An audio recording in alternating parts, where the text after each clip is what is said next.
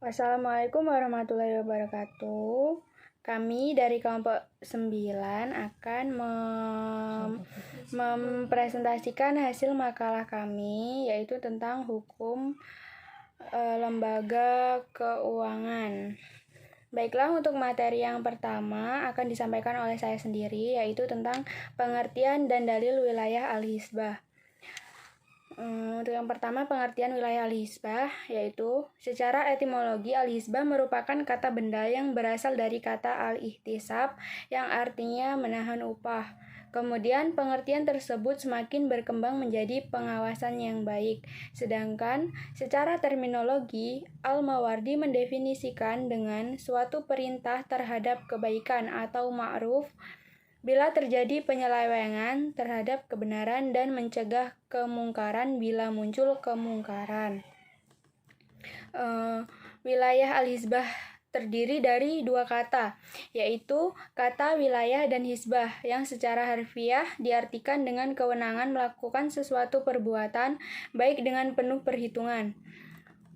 Upaya pendefinisian wilayah hisbah telah banyak dilakukan seperti yang dikutip oleh Al-Fakraki, yaitu menyuruh berbuat baik apabila nyata perbuatan itu ditinggalkan dan melarang berbuat mungkar apabila nyata perbuatan itu dikerjakan.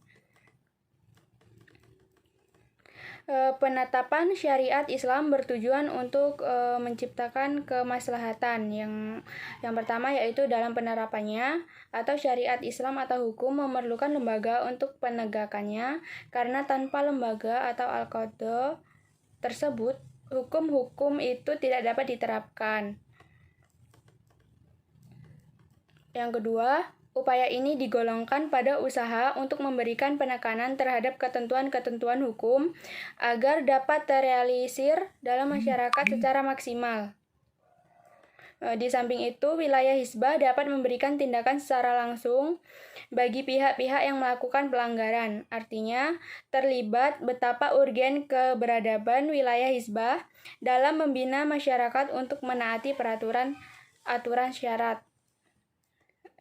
Yang kedua yaitu dalil dan hukum hisbah. Terdapat banyak dalil syarak sama ada daripada Al-Quran, Al-Sunnah, Ijma', Qiyas, dan sebagainya yang menerangkan berkaitan konsep hisbah. Antara dalil yang masyhur ialah seperti berikut. Pada firman Allah Subhanahu wa taala dalam surah Al-Imran ayat 104 yang artinya, dan hendaklah ada di antara kamu satu puak yang menyeru atau berdakwah kepada kebajikan atau mengembangkan Islam dan menyuruh berbuat segala perkara yang baik serta melarang daripada segala yang salah atau buruk dan keji. Dan mereka yang bersifat demikian ialah orang-orang yang berjaya.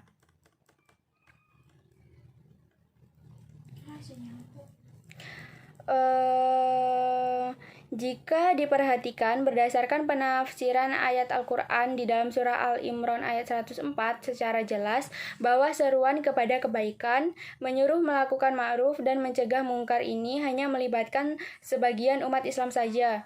Dengan itu, ia merupakan wajib kifai, di mana apabila dilakukan oleh seseorang atau sebagian saja daripada anggota masyarakat, maka gugurlah kewajiban dan dosa-dosa anggota masyarakat tersebut.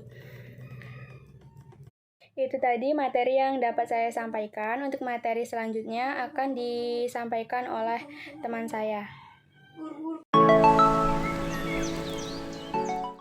Baiklah, di sini saya akan melanjutkan presentasi yaitu tentang wewenang wilayah hisbah. Imam Mawardi pernah mengatakan bahwa wilayah hisbah mempunyai wewenang yaitu melaksanakan amar ma'ruf jika tampak nyata orang-orang itu melalaikannya dan melaksanakan nahi mungkar jika tampak nyata orang-orang itu melaksanakannya. Kemudian, wilayah hisbah hanya bertugas melaksanakan hal-hal yang tampak atau zahir dan ma'ruf di kalangan masyarakat, yaitu perkara-perkara yang tidak ada perselisihan antara para ulama-ulama yang berpendapat bahwa tentang kewajiban melaksanakannya ataupun meninggalkannya. Adapun perkara-perkara detail yang masih berupa was-was, dugaan, dan memerlukan investigasi secara mendalam, pembuktian, kesaksian, dan sumpah adalah bukan wewenang wilayah Hizbah lagi, tetapi wewenang wilayah lain, yaitu wilayatul qadha dan wilayatul madzalim. Baiklah, nama saya Edward Satria, NIM saya 1963-1023. Di sini saya akan melanjutkan presentasi tentang sejarah wewenang Hizbah. Pada masa Nabi Muhammad SAW berhijrah dari Madinah ke Mekah, itu melakukan satu misi, yaitu mempererat persaudaraan antara kaum Muhajirin dan kaum Ansor, yaitu dengan mengeluarkan As-Sifah Ar-Rasul yang berisikan tentang yang pertama, yaitu persatuan antara kaum Muhajirin dan Al-Ansor yang berjuang bersama. Yang kedua, yaitu orang-orang yang melakukan perbuatan dosa atau perbuatan zalim itu harus diatasi. Yang ketiga, yaitu bebas menjalankan agamanya masing-masing. Yang keempat, yaitu orang-orang yang bertetangga, khususnya satu jiwa, itu tidak boleh melakukan perbuatan dosa atau perbuatan yang zalim. Yang kelima, yaitu orang-orang yang bermukim di Madinah itu dipastikan aman, tetapi kecuali oleh orang-orang yang berbuat dosa atau berbuat zalim.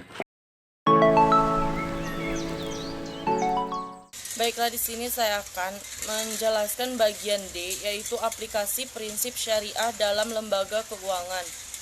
Yang pertama yaitu prinsip pertukaran atau teori pertukaran. Berdasarkan fikih muamalah, dilihat dari objeknya, terdiri atas dua jenis objek pertukaran, yaitu ain, barang atau jasa, dan dain, yaitu surat berharga atau uang. Dilihat dari waktu pertukarannya, terdiri atas nakdan, penyerahan pada saat itu, dan gairu nakdan, yaitu penyerahan ditangguhkan. Pada teori pertukaran fikih muamalah, yang dilarang adalah pertukaran dain bidain kecuali sarf, karena dilakukan saat itu juga, dan penyerahan objek pertukarannya ditangguhkan oleh kedua belah pihak. Yang kedua yaitu prinsip pencampuran atau teori pencampuran. Pada teori pencampuran fikih muamalah, pada prinsipnya semua transaksi dibolehkan kecuali yang penyerahan, objek penyerahannya ditangguhkan baik oleh salah satu ataupun kedua belah pihak yang berakad. Yang ketiga yaitu teori pertukaran dan teori pencampuran. Berdasarkan fikih muamalah, diaplikasikan dalam akad-akad, transaksi produk perbankan syariah adalah transaksi komersial yang returnya sudah pasti atau natural certainty contract atau NCC, yaitu murabahah, salam, istisna, ijarah, dan sarf. Sedangkan menggunakan teori campuran dalam transaksi perbankan syariah adalah transaksi komersial yang returnnya tidak atau belum pasti, yaitu musyarakah atau syirkah dan mudarabah.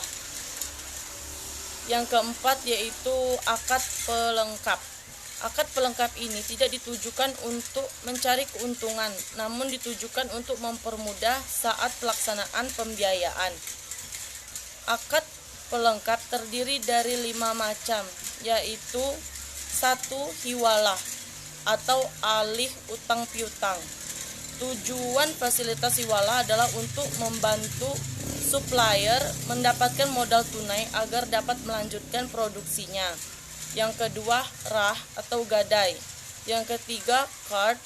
Yang keempat, wakalah atau perwakilan. Yang kelima, kafalah atau garansi bank. Akad muamalah dalam bidang ekonomi menurut sifat partisipasi dari para pihak yang terlibat dalam transaksi secara prinsip dapat dibagi dalam 1. Akad pertukaran tetap, yang lazimnya adalah kegiatan perdagangan sesuai dengan sifatnya. Akad ini umumnya memberikan kepastian hasil bagi para pihak yang melakukan transaksi. Yang kedua yaitu akad penggabungan atau pencampuran, yang lazimnya adalah kegiatan investasi. Akad ini umumnya hanya memberikan kepastian dalam hubungan antar pihak dan jangka waktu dari hubungan tersebut, namun umumnya tidak dapat memberikan kepastian hasil. Mungkin itu saja presentasi dari kelompok 9.